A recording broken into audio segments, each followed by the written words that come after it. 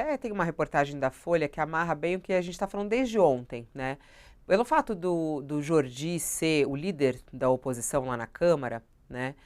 E ele ser o alvo dessa operação, a oposição olha essa união aí da Polícia Federal, da PGR e do STF, através de Alexandre de Moraes, colocando mais pressão sobre o bolsonarismo e a responsabilidade do bolsonarismo.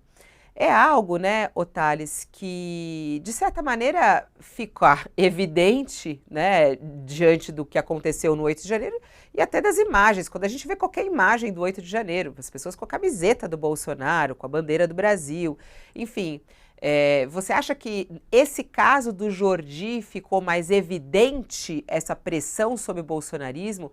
E o risco até de virar algo, então é uma perseguição, que é o que eles gostam de dizer, uma perseguição ao Bolsonaro. Como é que você vê aí a atuação de PF, PGR e Supremo Tribunal Federal pressionando o bolsonarismo através do caso Jordi e desses outros parlamentares?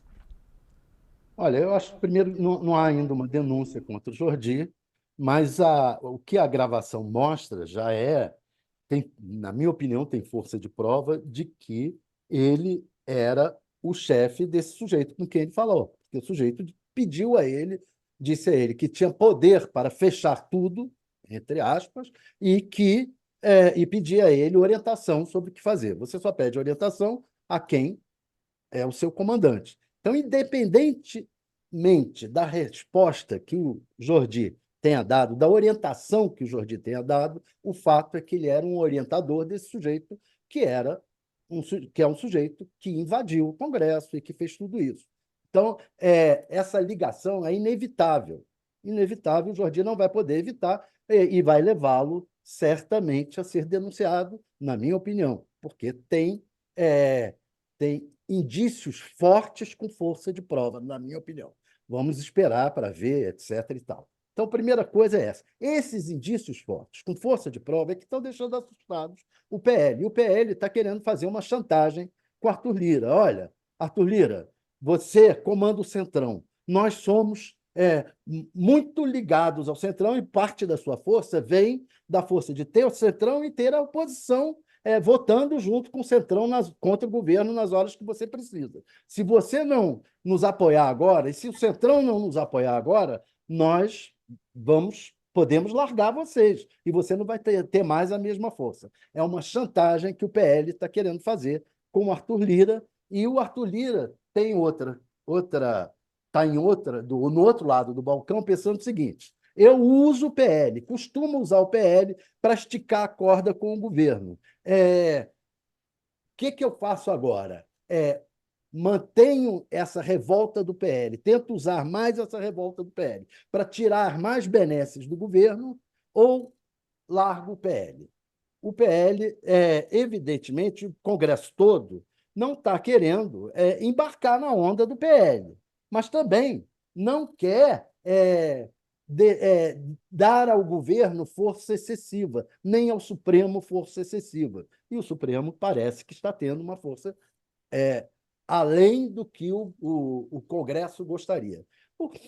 Daí porque o Arthur Lira tem procurado ministros do Supremo e tenha mantido contatos constantes com ministros do Supremo, como Gilmar Mendes, para ter um caminho de interlocução e diminuir um pouco a pressão do Supremo sobre o Congresso e também fazer um certo armistício. Vai ter que se chegar a um equilíbrio disso daí. Não creio que o Congresso embarque, não, que o Centrão embarque todo na onda do PL, mas também o Centrão vai usar isso ao máximo. E você, Josias, como é que você vê aí todas essas instituições, de certa maneira, colocando o bolsonarismo aí na parede com essas investigações do 8 de janeiro? Isso começou desde o início, né, das investigações. Você acha que esse caso do Uhum. Jordi deixou isso mais evidente pelo fato de ele ser um parlamentar que lidera a oposição lá na Câmara? Não acho não, Fabíola. Acho que o Jordi, evidentemente, uma nova peça nesse quebra-cabeça, né? Mas a responsabilização do Bolsonaro, do bolsonarismo, já é muito nítida desde o início, né? Eu me lembro aqui de inúmeras entrevistas que fizemos, inclusive com o ainda ministro da Justiça, Flávio Dino, e os nossos entrevistados sempre realçaram que a responsabilização política do Bolsonaro e dos seus seguidores é muito nítida.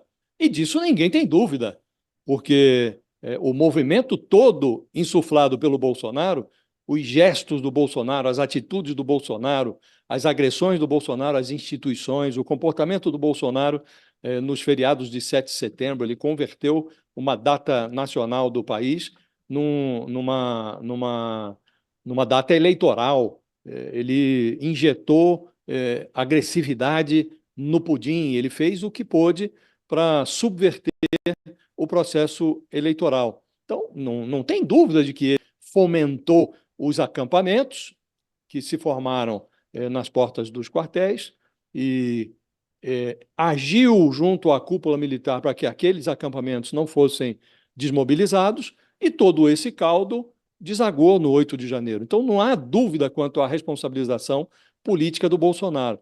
A Polícia Federal chegou mais perto da responsabilização criminal, chegou mais perto de converter responsabilidade política em responsabilidade criminal com a delação premiada do Mauro Cid.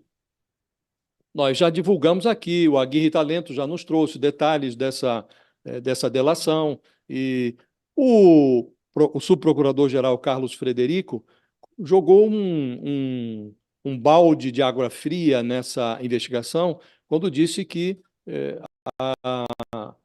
as revelações do Mauro Cid eram muito fracas. Então ficou aquela dúvida: puxa, é fraca, não é fraca? A Polícia Federal continua na sua investigação e o país está na expectativa. Será muito ruim para a democracia brasileira, será muito ruim para o processo político, será muito ruim para o processo civilizatório